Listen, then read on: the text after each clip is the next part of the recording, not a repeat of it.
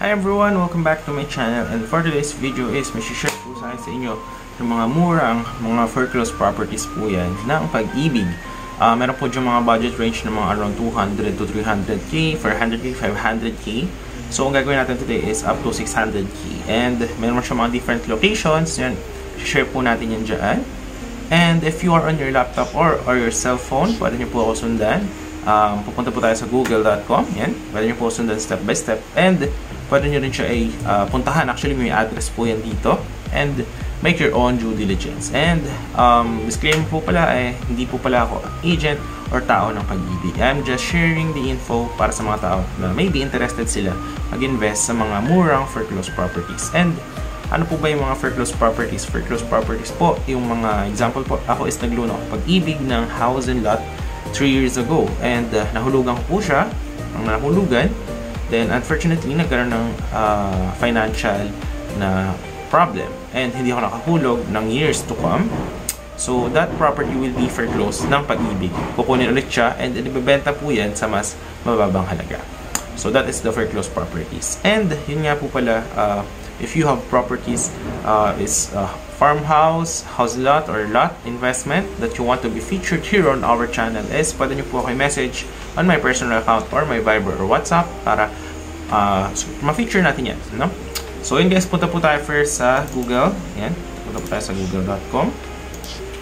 Alright. And yun nga pala guys, pa-hit naman yung ating subscribe button para lagi kayo updated to our next upcoming videos.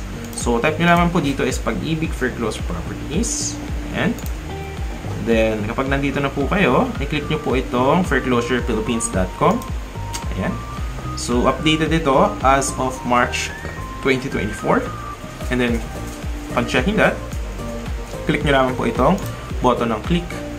Ayan. Dito na po tayo sa properties database. And kapag nandito na po kayo, actually napakadami dito guys. Napakarami dito. But siguro ang gawin natin, meron kasi ditong advanced search. Pwede nyo ilagay dito yung maximum price na afford nyo. So ilagay natin dito, in my case, para affordable is 600,000 yung maximum price. And then exclude natin yung mga no possession at saka yung properties na merong occupied. Kasi po, problematic po yan at the long run dahil mahirap po magpaalis ng taong may nakatira dun sa property. Alright?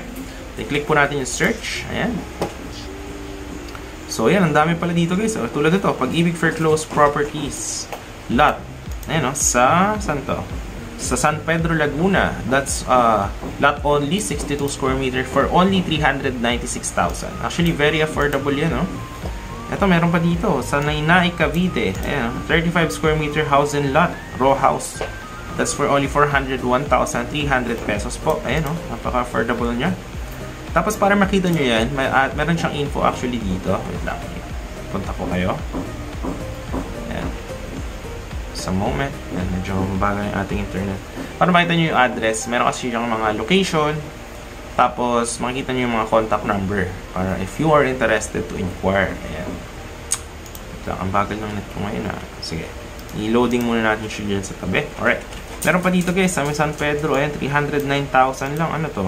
Lot only. Sa, ayan o. Makikita nyo naman yung mga face dyan. And block 6, lot 1. Ayan, tulad nyan. So, 72 square meter na yan. Ito guys, so, sa Tanza, Cavite. Ayan, baka mga taga Cavite dyan. 21 square meter yung floor area, yung house. 35 square meter yung lot area. And then, that's for only 476,000. So, ayan o. Pwede nyo siya i-public auction on March 11 to 15, 2024. So, yan.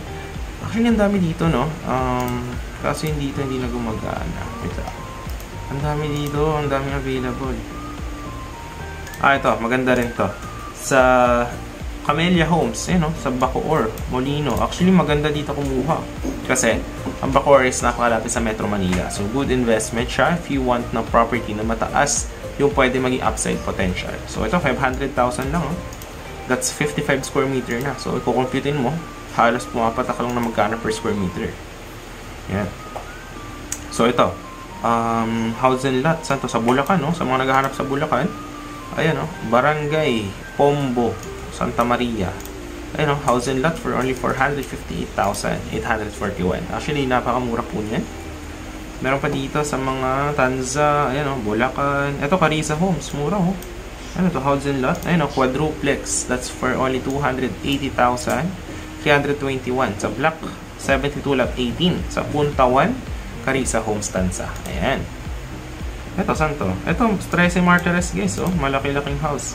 492,000 lang siya. 400 pesos. Ayan, oh. Napakadami dito actually. Oh, ayan, sa Batangas pala. If you are looking for Batangas properties, ayan, oh, meron lot, 57 square meter. Yung bahay is 20. That's for only 574,000. So, actually, affordable po yan, no? Murang-mura na po yan. So, ayan, ikinlik ko yung sa may Santo Tomas, Batangas. Ganito po yung sample na sinasabi ko sa inyo. So, ito yung property ID niya. Ayan, ito yung lot area, floor area. Yung floor area yung house. Okay? Tapos, yan.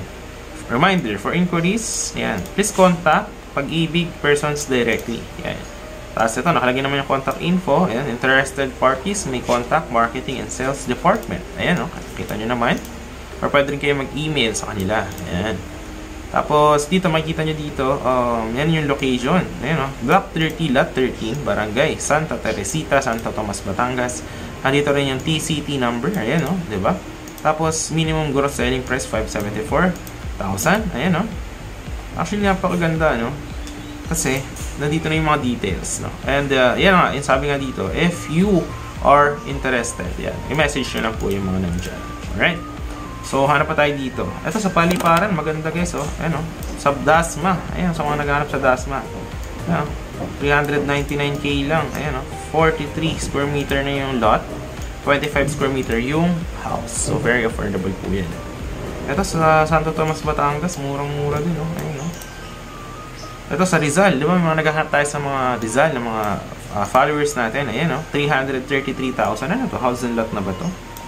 Lot area. So, lot lang siya, 68 square meter. 333,200 pesos lang. So, very affordable yan, Actually, ang dami dito, sa Rizal, Ayan, Binangonan, lot area. Saan pa ba dito? Laguna. Ano pa ba mga dito? Ito, Caloocan guys, Pag-ibig, condominium at Smile City Homes. 30 square meter. So, condo type, 522k lang. So, murang-mura siya. Ito, sa may La Trinidad Subdivision. Ito, alam ko kung saan to. Sa Barangay Kabuko 13, malapit sa SM 13 lang yan. 393k lang yan. Tapos, lot area. House and lot na pala yan. 393k. So, very mura na yan, Very affordable na yan. Ito sa Bulacan, Dami rin sa Bulacan. Sa 13. Ayan, affordable siya, Barangay Bagtas. Ito, 256,000, Lot only. Ay, ito, maganda sa Willow Bend. Alam ko to house and lot na loft. Ayan, 416,000 lang. Ayan, At Pandi, Bulacan. Barangay Pinagkuartelan. Pandi, Bulacan. Ayan. Tapos, ang dami dito, So, yan, i-click nyo lang dito yung next. And meron pa yung number 2, and so on. So, yan, may mga different locations din. Pwede nyo actually search dito sa may filter, and type nyo lang yung location. If ano bang province yan, marami, napakadami for Pag-ibig for close properties.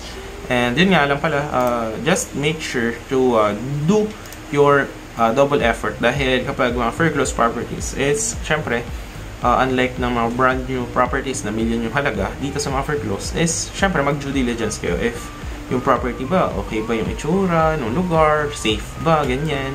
Wala naman bang mga krimen na nagaganap around the area. So, yun yung mga tatandaan nyo. And yung papers niya. And yung, bawa, may dues ba siya? Homeowners Association dues, baka tambak na yun ng penalties. So, yun.